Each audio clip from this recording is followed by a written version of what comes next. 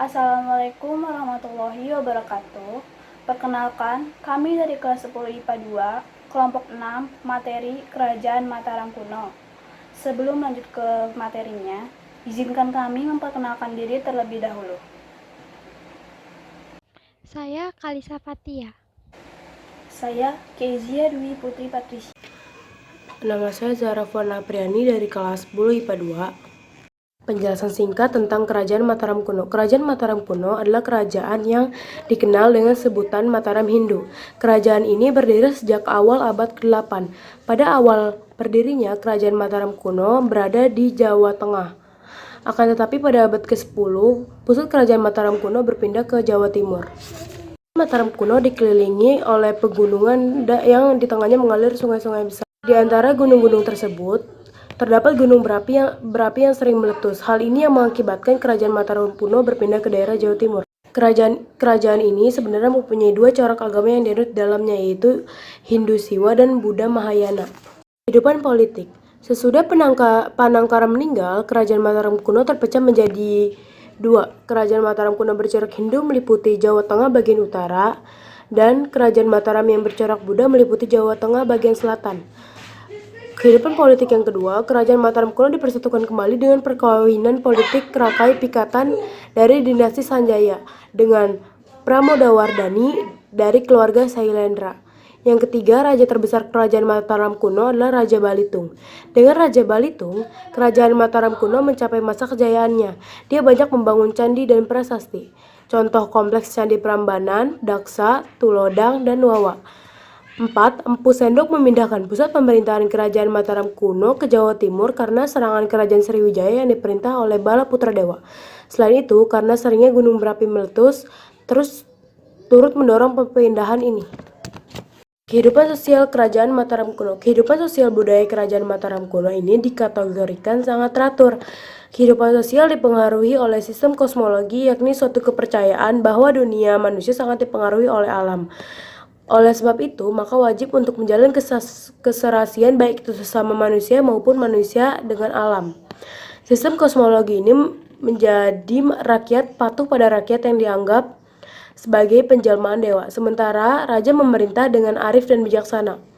Pada masa ini pula, kehidupan sosial budaya ditandai dengan kualitas pengaruh kebudayaan Hindu dan Buddha. Meski dua keyakinan ini berseberangan, namun mampu hidup berdampingan penuh toleransi. Sikap ini dibuktikan dengan kebersamaan mereka jalin saat membangun Candi Borobudur. Selain toleransi, masyarakat juga dikenal dengan saling gotong royong. Materi yang keempat yaitu kehidupan ekonomi. Beberapa prasasti Kerajaan Mataram menggambarkan mengenai kegiatan ekonomi di desa-desa yang ada di sekitar Kerajaan Mataram. Seperti dalam prasasti Panggumulan yang menyebutkan adanya orang-orang yang menjual beras dari desa Tunggalangan ke pasar di wilayah desa Sindangan. Barang dagangan yang dibawa tersebut diangkut menggunakan magulungan atau pedati, dan ada juga yang dibawa dengan maparahu atau perahu. Bahkan ada beberapa barang dagangan yang dipikul oleh para pedagang tersebut, atau dalam prasasti disebutkan pinikul dagangannya. Dengan digunakannya pedati dan perahu untuk sarana membawa barang dagangan, diketahui bahwa sistem perdagangan yang dilakukan oleh masyarakat Mataram sudah terjalin dalam wilayah yang sangat luas. Pada zaman Mataram kuno, masa pemerintahan Dharmawangsa Airlangga, berkembang perdagangan antar pulau dan perdagangan internasional yang menawarkan hasil bumi dari sekitar Kerajaan Mataram, juga termasuk hasil pertanian masyarakat. Prasasti Kamalagian menyebutkan adanya para pedagang besar dari pulau-pulau dan kerajaan-kerajaan di seluruh wilayah Nusantara yang datang di Hujung Galuh pelabuhan di Jawa Timur. Beberapa prasasti Raja Airlangga menyebutkan orang-orang asing dari Asia Selatan dan Asia Tenggara menetap di Pulau Jawa dalam waktu yang cukup lama untuk melakukan kegiatan ekonomi dengan Kerajaan Mataram maupun kerajaan-kerajaan yang lain yang ada di Jawa. Prasasti-prasasti Kerajaan Mataram tidak menyebutkan adanya kegiatan ekspor oleh masyarakat Mataram, tapi ada satu barang yang diimpor oleh kerajaan, yaitu kain buatan India. Walaupun demikian, data mengenai kegiatan ekspor di Mataram dapat diperoleh dari laporan-laporan bangsa Tiongkok. Dalam laporan tersebut digambarkan secara umum kegiatan ekspor di Pulau Jawa dan ada beberapa yang mengkhususkan Kerajaan Mataram. Peninggalan-peninggalan Kerajaan Mataram kuno diantaranya yaitu Prasasti Sojomerto, Prasasti Canggal, Prasasti Kalasan, Prasasti Kelurak, Prasasti Ratu Boko, dan Prasasti Mantayasi. Candi Gatotkaca, Candi Arjuna, Candi Bima, Candi Putadewa, Candi Prambanan, Candi Mendut, Candi Ngawen, Candi Pawon, dan Candi Borobudur. Masa keruntuhan Kerajaan Mataram kuno. Runtuhnya Kerajaan Mataram kuno dipicu oleh perseteruan anggota keluarga. Semuanya berawal ketika Samaratungga meninggal dunia. Istrinya, Dwi Tara, memiliki seorang anak Balaputradewa. Bahkan Balaputradewa tidak menerima kepemimpinan Rakai Pikatan sebagai Raja Mataram kuno. Balaputradewa yang tidak dalam posisi yang baik menunjukkan sikap menentang kepemimpinan Rakai Pikatan. Hanya uang tunai Rakai Pikatan yang mendistribusikan Balapewadewa. Pria itu berusaha bertahan hidup di dekat Candi Prambanan dengan membangun Candi Boko. Sayangnya, pertahanan ini tidak bisa berlangsung lama. Keadaan memaksa dia melarikan diri keluar Jawa. Dia memilih Pulau Sumatera sebagai tempat pelariannya. Pada waktunya, Balaputradewa akan menjadi raja di Kerajaan Sriwijaya. Karena ketahanan Kerajaan Sriwijaya, Balaputradewa mencoba membalas rasa sakitnya. Pada masa pemerintahan Dyah Balitung, Mataram kuno berkembang ke bawah. Serangan oleh Kerajaan Sriwijaya semakin memperburuk situasi yang sudah dipengaruhi oleh bencana alam.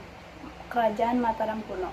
Empu Daksa yang merasa bahwa keturunan Sanjaya menggabungkan Dyah Balitung. Selain itu, Mataram kuno semakin terhenti di dalam dan luar. Peristiwa Mahapralaya yang menghancurkan Mataram kuno memaksa Empu Sindok yang saat itu adalah Rakrian Satuhino untuk memindahkan pusat kerajaan ke Jawa Timur. Diperkirakan kota yang tepat adalah kota Jombang dan Madiun. Setelah Sriwijaya merelokasi pusat kerajaan, semakin buruk menginjak-injak kekuatan Mataram kuno. Melalui sekutunya di Jawa, Sriwijaya mengakhiri pemerintahan Mataram kuno pada 1016 Masehi, sebagaimana disebutkan dalam Prasasti Pucang. Raja-raja Kerajaan Mataram kuno. Raja-raja Kerajaan Mataram kuno terbagi menjadi dua bagian, yaitu periode Jawa Tengah dan periode Jawa Timur. Raja-raja selama periode Jawa Tengah antara lain: 1. Sri Sanjaya, 2. Rakai Panangkaran, 3. Rakai Panunggalan, 4. Rakai Warak atau Samaragwirah, 5. Rakai Garuk atau Samaratungga, 6. Rakai Pikatan, 7. Rakai Kayuwangi, 8.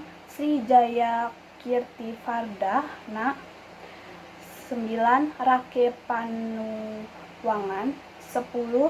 Rake Garukwangi, 11. Rakai Watumalang, 12. Rakai Garuh, 13. Rakrian Mahapati Daksotama, 14. Rakai Layang, 15. Rakai Sumba. Setelah Raja Sumba turun tahta, terjadi kekacauan di ibu kota Mataram akibat letusan Gunung Merapi, sehingga penggantinya Empu Sindok memindahkan kekuasaan ke Jawa Timur dan mendirikan Wangsa Isana menggantikan Syailendra. Raja-raja periode Jawa Timur yang pertama ada Empu Sindok, yang kedua ada Sri Isana Tunggavijaya, yang ketiga ada Sri Makutamsa Vardhana, yang keempat ada Sri Maharaja Isana Dharmawangsa.